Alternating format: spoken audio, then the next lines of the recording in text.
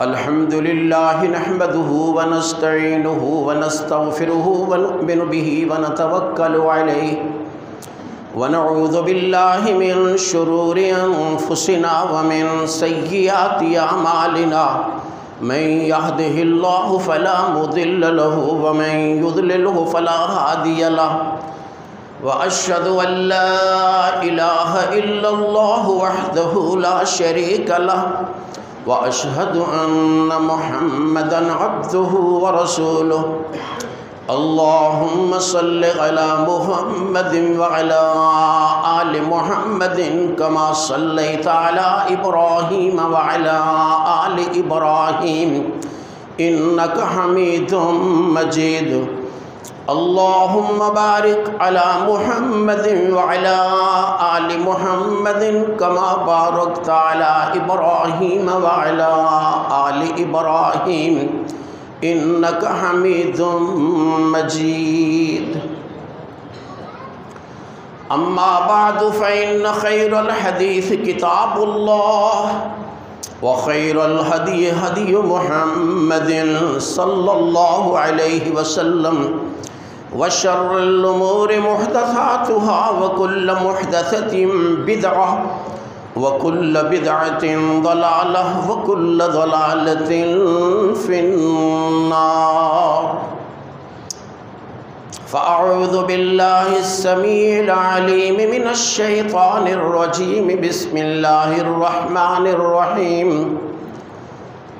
قل يا أيها الناس إني رسول الله إليكم جميعا الذي له ملك السماوات والأرض لا إله إلا هو فآمنوا بالله ورسوله النبي الأمي الذي يؤمن بالله وكلماته واتبعوه لعلكم تهتدون صدق اللہ العظیم وصدق رسولہ النبی الکریم ونحن على ذلك من الشاہدین والشاکرین والحمد للہ رب العالمین۔ اللہ کا کرنا ایسا ہے کہ ہم یہ دوسری عید مسلسل مسجد میں پڑھ رہے ہیں، اگرچہ عبادت جہاں بھی کی جائے اللہ کی جائے تو اللہ کو قبول ہوتی ہے، لیکن اسلام میں آفاقیت ہے، وسعت ہے اسلام میں، اس لیے اسلام کھلی جگہ میں عبادت کو پسند کرتا ہے۔ اللہ کے رسول صلی اللہ علیہ وسلم جب تشریف لائے مدینہ منورہ تو کھلی جگہ نماز پڑھتے رہے، اور پھر مسجد بنائی تو وہ بھی کھلی مسجد جس میں کوئی دروازے نہیں تھے، روشن دان نہیں تھے، بس صرف چھت ڈال دی، سائڈ کی دیواریں تھیں اور کہیں کہیں تنے کھڑے کر دیے گئے بطور ستون۔ گویا کھلی فضا یہ اسلام کا مزاج ہے۔ بیت اللہ بنایا گیا تو بیت اللہ کے ارد گرد کھلی جگہ چھوڑ دی گئی، اتنی کھلی جگہ چھوڑ دی گئی کہ آج تک وہ جگہ پر نہیں ہو سکی، ہو سکتا ہے قیامت تک پر ہو جائے، جسے حرم پورا کہا جاتا ہے۔ اتنی وسیع جگہ کھلی چھوڑ دی ارد گرد۔ جناب رسول اللہ صلی اللہ علیہ وسلم نے مدینہ کو حرم قرار دیا تو اس کے ارد گرد بھی اتنی وسیع جگہ چھوڑ دی گئی کہ وہ ابھی تک پر نہیں ہوئی اور قیامت کے قریب ہو سکتا ہے پر ہو جائے۔ یہ اسلام کی وسعت کی دلیل ہے کہ اسلام وسعت کو اچھا سمجھتا ہے، اس لیے مسلمانوں میں بھی وسعت ہونی چاہیے۔ اب عید کے لیے باہر جانا مسنون ہے، جہاں کھلی فضا ہوتی ہے، اس کھلی فضا میں جو عبادت کا مزہ آتا ہے یقیناً وہ بند فضا میں نہیں آتا۔ بہت سے ایسے لوگ ہیں جو بند فضا میں نہیں بیٹھ سکتے، کسی بیماری کی وجہ سے یا کسی اور عذر کی وجہ سے وہ بند فضا میں نہیں بیٹھ سکتے، شریعت نے اس لیے کھلی جگہوں میں نہ عبادت کا حکم دیا۔ حج کی عبادت ہے بالکل کھلی فضا میں ہوتی ہے۔ عرفات کا میدان کھلا میدان ہے، جس طرح مامو کانجن سے یہ تقریباً ٹوریاں والے تک کا علاقہ ہے، اتنا وسیع علاقہ کھلا چھوڑا ہوا ہے۔ مزدلفہ کھلا چھوڑا ہے، مینا کھلا چھوڑا ہے۔ وہ تو آج کل لوگوں نے کچھ خیمے وغیرہ لگانے کا کام شروع کر لیا، جس سے جگہ میں کچھ تنگی ہوتی ہے، ورنہ اسلام تو اس بات کا قائل ہے کھلی جگہ رہیں، سردی برداشت کریں، گرمی برداشت کریں، دھوپ ہے دھوپ برداشت کریں، بارش ہے بارش برداشت کریں۔ یہ جو خیموں والا رواج ہے یہ صرف ہم نے اپنی سہولت کے لیے کیا ہے، اسلام کے مزاج کے مطابق نہیں ہے۔ اسلام کا مزاج ہے کھلی جگہ، جہاں غریب بھی جا سکے امیر بھی جا سکے۔ اب جو غریب خیمے کا کرایہ نہیں دے سکتا وہ بیچارہ حج سے محروم ہو جاتا ہے۔ بہر صورت میں کہنا یہ چاہتا ہوں کہ اسلام میں وسعت کو بڑی اہمیت دی گئی ہے، اس لیے ہم اس وسعت کو اختیار کریں۔ ذہنی طور پر بھی وسیع ہم کو ہونا چاہیے۔ بڑی تکلیف ہوتی ہے جب ہم دیکھتے ہیں کہ لوگوں میں مذہبی تعصب ہے، لوگوں میں سیاسی تعصب ہے۔ کبھی کبھی تو یوں ہوتا ہے کہ آپس میں فساد اور لڑائی شروع ہو جاتے ہیں۔ کیوں؟ کہ ذہنوں میں تنگی ہے۔ یاد رکھیے، کسی مسلکی اختلاف کی وجہ سے، کسی سیاسی اختلاف کی وجہ سے لڑنا یہ انتہائی گناہ کی بات ہے۔ مت سمجھے کوئی یہ مسلک کی خوبی ہے، مسلک کی اس میں خدمت ہے، نہیں، یہ گناہ ہے۔ یاد رکھیے، سیاست کی بنا پہ لڑنا اور مسلک کی بنا پہ لڑنا۔ جس طرح شریعت کھلی فضا کا عادی ہے، مسلمانوں نے جو بھی عمارتیں بنائیں، کھلی عمارتیں، اونچی چھتیں، دروازے ہی دروازے، کھڑکیاں ہی کھڑکیاں، روشن دان ہی روشن دان، ہوا بھی کھلی آتی ہے، روشنی بھی کھلی آتی ہے۔ دیکھ لیجئے جتنی ہمارے یہاں مسجدیں ہیں مغل دور کی بنائی ہوئی یا اس کے بعد، اور اب بھی سعودیہ میں جا کر دیکھیں 30 میٹر پر نہ 10 میٹر پر چھت ہے، پہلی 10 میٹر پر، 10 میٹر تقریباً 33 فٹ بنتا ہے، 10 میٹر پر چھت ہے مسجد نبوی کی بھی اور مکہ کے حرم کی بھی۔ یہ دلیل ہے اس بات کی کہ مسلمان وسیع ہیں۔ ذہنی وسعت کی میں مثال دوں گا کہ حضور اکرم صلی اللہ علیہ وسلم مکہ مکرمہ رہے، وہاں مشرکین کے ساتھ آپ کا ساتھ تھا، لیکن کبھی آپ سے کسی مشرک کو تکلیف نہیں ہوئی، کسی کی نکسیر تک نہیں پھوٹی کسی مسلمان کے ہاتھوں، بلکہ سب امن و سکون کے ساتھ رہے۔ ظلم کیا، فساد کیا تو صرف دشمنوں نے کیا، اللہ کے رسول صلی اللہ علیہ وسلم یا صحابہ کرام کے ہاتھوں کسی ایک کو بھی تکلیف نہیں پہنچی۔ مدینہ منورہ آئے، آتے ہی یہودیوں سے معاہدہ کیا، وہاں یہودی رہتے تھے، یہودی بھی رہتے تھے، یہودیوں سے معاہدہ کیا کہ ٹھیک ہے بھائی، تم اپنے دین پہ رہو، اگر رہنا چاہو، اسلام قبول کرنا چاہو تو ہمارے ساتھ مل جاؤ، صرف یہ ہے امن و سکون کے ساتھ رہو، لڑائی جھگڑا نہیں کرو، اگر کبھی دشمن حملہ کرے تو ہمارا ساتھ دو، بس یہ بات کی۔ اسے میثاق مدینہ کہا جاتا ہے۔ اس کے بعد حضور اکرم صلی اللہ علیہ وسلم کے پاس نجران کے عیسائی آتے ہیں۔ نجران کے عیسائی وہ پکے عیسائی تھے، آ کر پہلے تو بحث بحث کرتے رہے جیسے تنگ ذہن لوگوں کی عادت ہوتی ہے، لیکن جب بحث بحث میں کوئی جواب نہ دے سکے تو کہنے لگے جی چلو ہم مبالغہ کرتے ہیں۔ آپ نے کہا کوئی حرج نہیں، اگر تم مبالغہ کرنے پہ آمادہ ہو، اپنی ہلاکت کی خود بددعا کرنی چاہتے ہو تو کرو۔ لیکن کسی نے سمجھا دیا ان کو کہ آج اگر تم نے نبی کے مقابلہ میں بد دعا کی اپنے لیے تو تم تو ایک طرف، تمہاری نسلیں تک تباہ ہو جائیں گی۔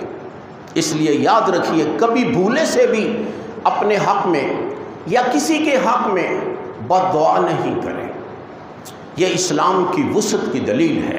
اللہ کے رسول صلی اللہ علیہ وسلم کے پاس مکے کا ابو سفیان، جو اس وقت کافر تھے، بعد میں مسلمان ہوئے اور اسلامی خدمات سر انجام دی، آئے، جی مکہ میں بارش ختم ہو گئی ہے، کئی سال ہو گئے ہیں بارش نہیں پڑ رہی، دعا کیجئے اللہ تعالی ہمیں بارش عطا فرمائے۔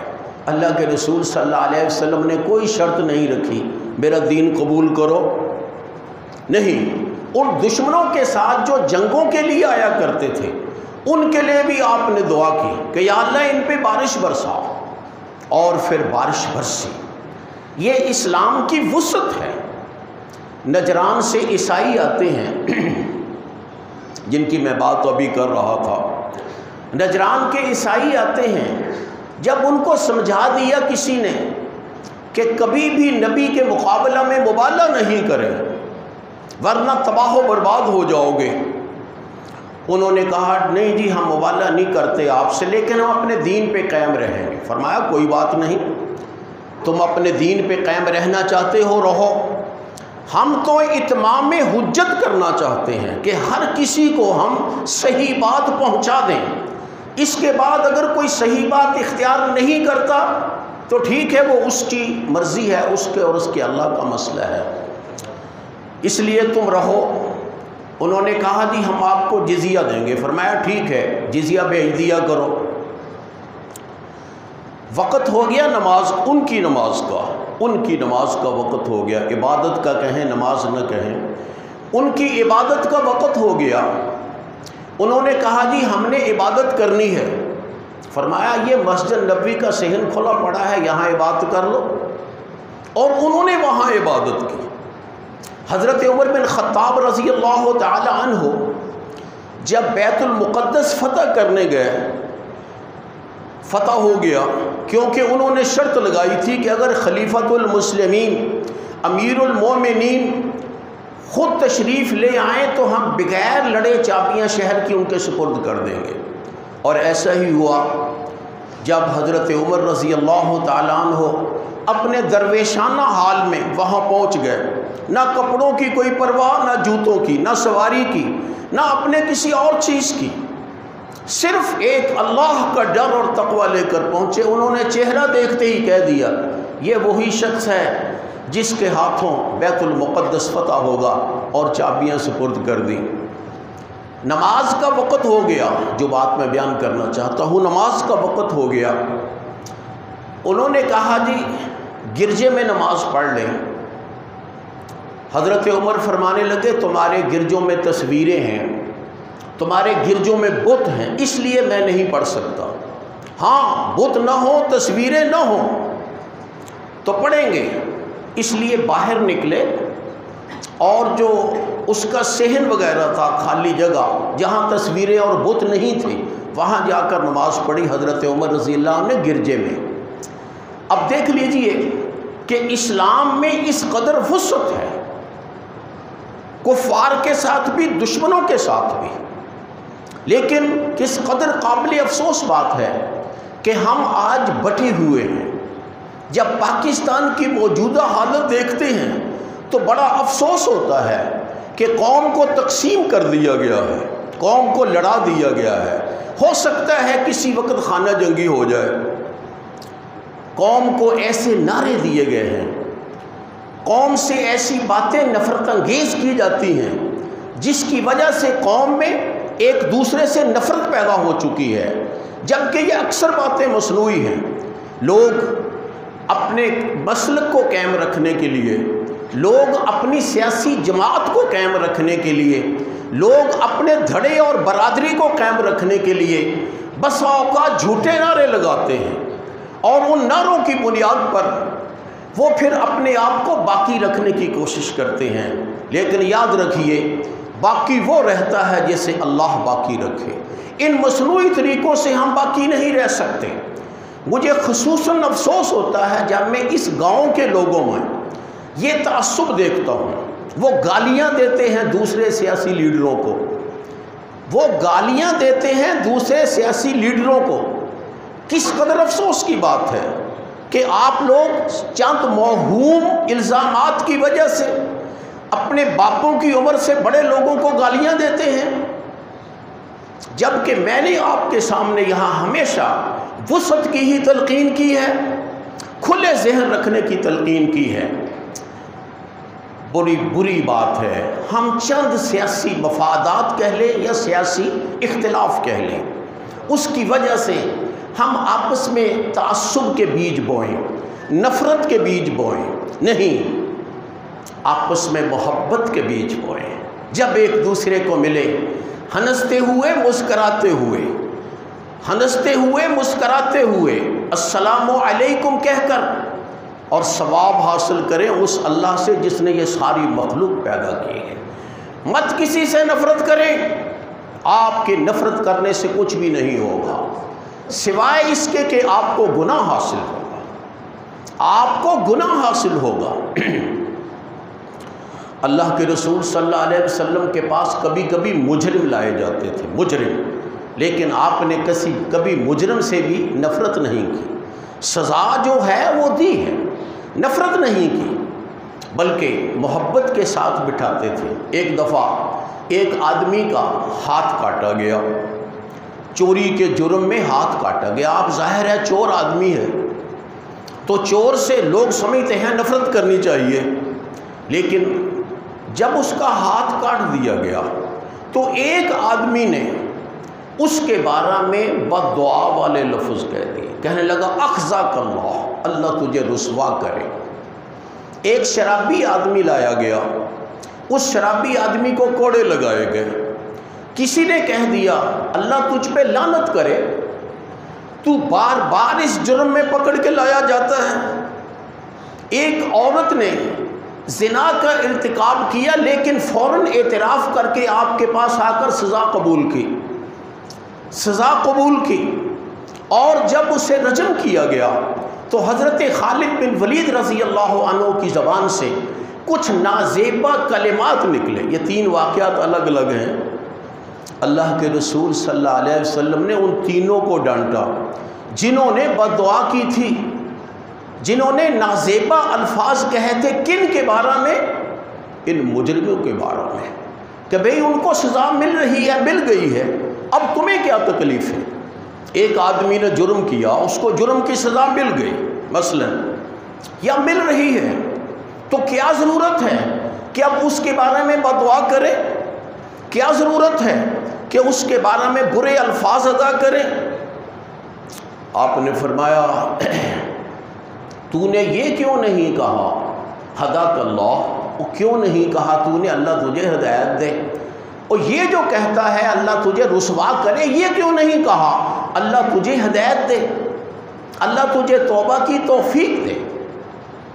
اللہ کے رسول صلی اللہ علیہ وسلم سزا نافذ کرنے کے بعد، کیونکہ سزا نافذ کرنا شرعی امر ہے، اس کو کسی صورت بھی چھوڑا نہیں جا سکتا، سزا نافذ کرنے کے بعد پھر اس کو اپنے پاس بٹھاتے، مجرم کو اس کے سر پہ ہاتھ پھیرتے اور اسے تلقین کرتے، توبہ کر لو، اللہ تیرے پچھلے گناہ بھی معاف کر دے گا، آئندہ کے لیے اصلاح بھی ہو جائے گی۔ یہ طریقہ تھا حضور اکرم صلی اللہ علیہ وسلم کا اصلاح کا۔ لیکن آج کل وہ طوفان بدتمیزی برپا ہے، وہ طوفان بدتمیزی کہ جس سے کسی خیر کی توقع نہیں۔ یاد رکھیے جب بھی یہ طوفان تھمے گا تو سوائے گرد و غبار کے کوئی چیز نظر نہیں آئے گی۔ یہ سب فضولیات ہیں جو آپ نعرے لگائے جاتے ہیں۔ اس لیے میں اپیل کرتا ہوں اپنے گاؤں کے لوگوں سے جن کی کوئی سیاسی وابستگیاں ہیں ادھر ادھر، کہ بدتمیزی نہیں کریں، بدتمیزی نہیں کریں، تعصب پیدا نہیں کریں، محبت پیدا کریں، نفرتوں کو بجھائیں، یقیناً اس کے زیادہ اچھے اثرات ہوں گے، اس کے زیادہ اچھے اثرات ہوں گے۔ کاش جب یہ حکومت آئی تھی تو آ کر محبت کی فضا کو پھیلاتی تو اب تک ملک کی ترقی میں کتنا ہی اضافہ ہو چکا ہوتا۔ بس کسی کا ذہن ہے، ہم اس میں کچھ نہیں کہہ سکتے، انہوں نے نفرت کی فضا شروع کر دی۔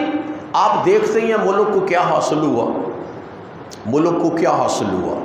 چلو ان کا اپنا مزاج ہے، ان کو چھوڑے۔ آپ لوگ اسلامی تعلیمات کو مد نظر رکھتے ہوئے، حدیث میں آتا ہے حبک الشیء یعمی و یسم، جب تو کسی چیز سے بے تکی محبت کرے گا وہ محبت تجھے اندھا کر دے گی، وہ محبت تجھے بہرا کر دے گی۔ ہم اس مرتبے تک نہ پہنچے کہ ہم اندھے ہو جائیں، ہم بہرے ہو جائیں۔ جب انسان کو کسی سے بے تکی محبت ہو پھر اس کی ہر چیز خوبی نظر آتی ہے، اور جب کسی سے نفرت ہو تو اس کی ہر چیز برائی نظر آتی ہے۔ ہم اس مقام پر پہنچنے سے باز ہیں۔ یاد رکھیے، مسلکی اختلاف کو بھی اسی حد تک رکھیں، مسلکی اختلاف کو بھی اسی حد تک رکھیں کہ آپ جس کو افضل سمجھتے ہیں اس پہ عمل کریں، آپ جس کو صحیح سمجھتے ہیں اس پہ عمل کریں، لیکن یہ نہ سمجھیں کہ اب سارے لوگ میرے پیروکار بن جائیں گے، جیسے میں کہتا ہوں ویسے کریں گے۔ یہ سیاست میں بھی ایسا نہیں ہو سکتا، اور مذہب میں بھی، مسلک میں بھی ایسا نہیں ہو سکتا۔ جس کو آپ سمجھتے ہیں کہ یہ اچھا مسلک ہے، یہ اچھا کام ہے، قرآن و حدیث کی روح سے آپ اس پہ عمل کریں۔ باقی لوگ وہ آپ کے مکلف نہیں ہیں، وہ آپ کے پابند نہیں ہیں، جس طرح وہ کرتے ہیں ان کو کرنے دیں۔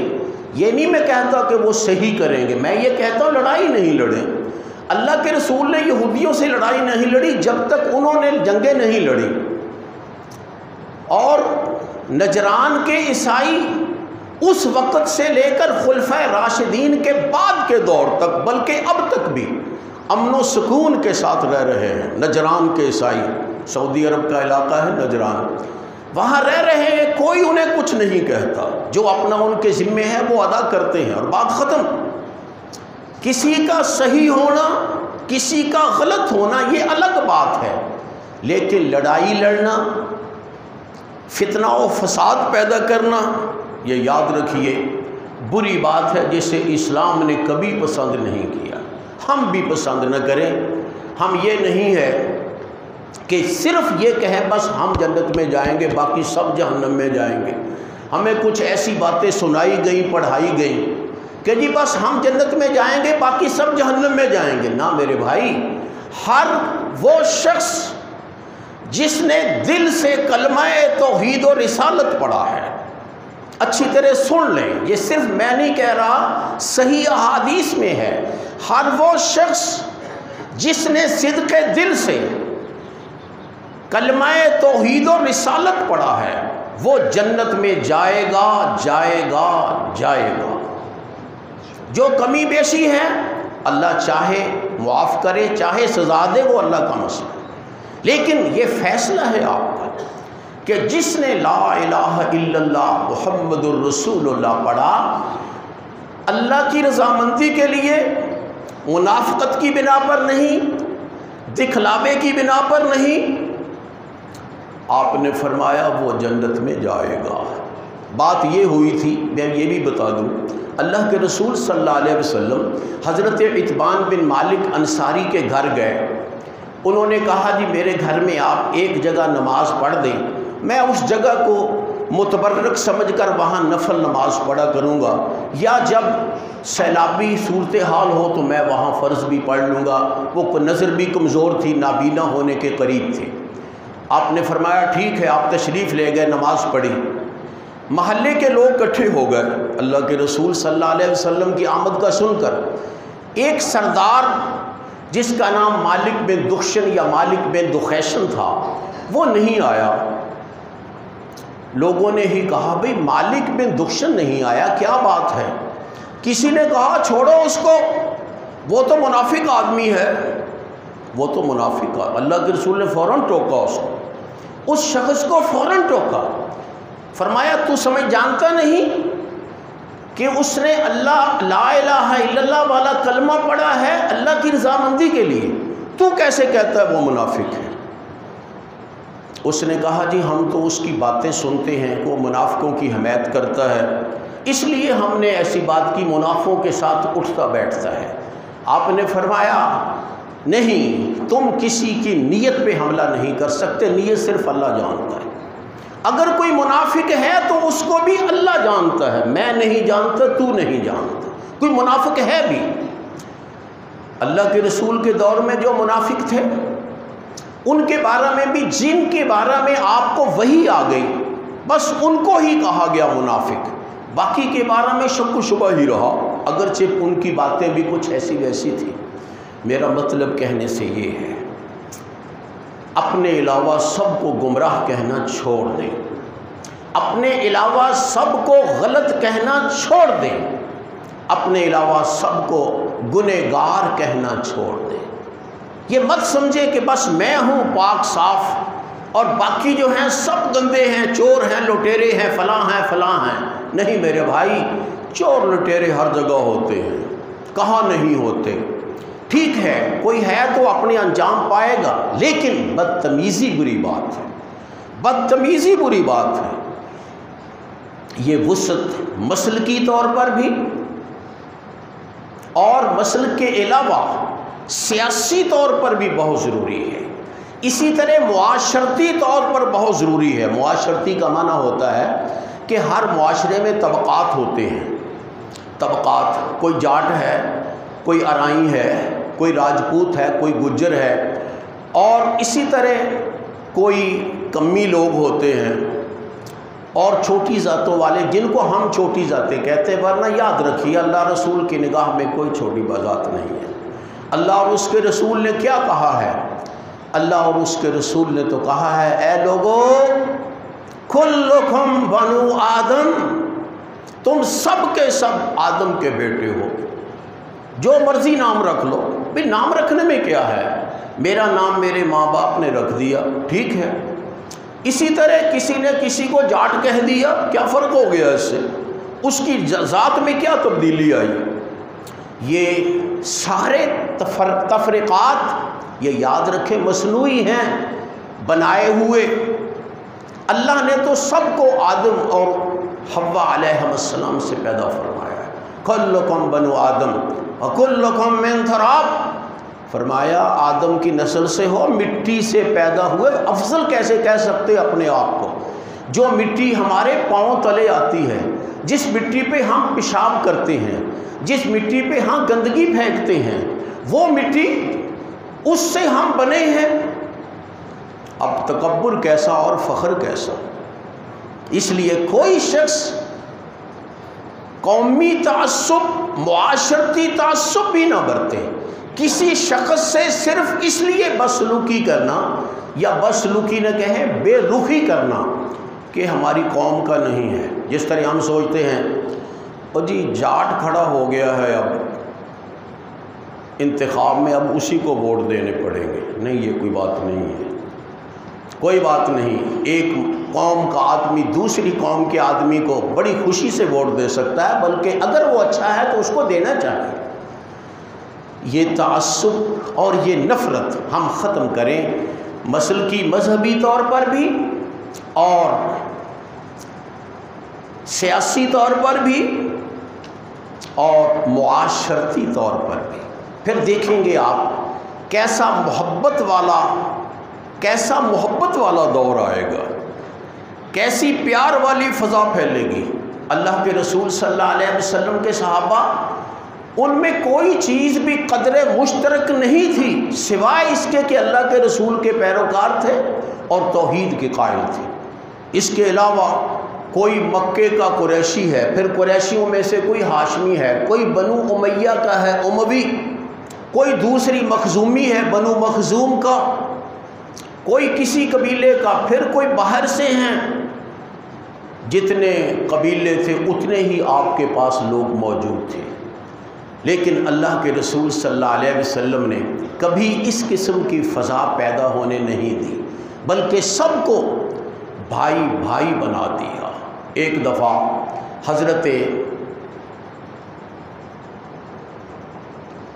ابو ذر رضی اللہ تعالی عنہ بڑے جلیل القدر صحابی ہیں، قدیم صحابی، آپ نے فرمایا تھا ابو ذر حضرت عیسیٰ علیہ السلام کا زود لے کر چلتا ہے زمین پہ، یہ آپ کے فرمان ہیں ان کے بارے میں۔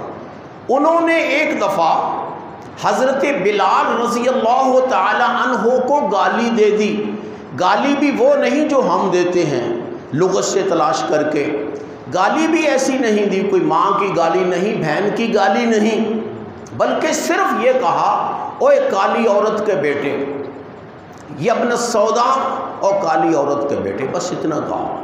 یعنی ان کی واقعتاً وہ خود بھی کالے تھے، ان کی ماں بھی کالی تھی، لیکن کسی کو اس کے رنگ کی وجہ سے توہین آمیز انداز میں خطاب کرنا یا اس کا ذکر کرنا یہ انتہائی بڑا جرم ہے۔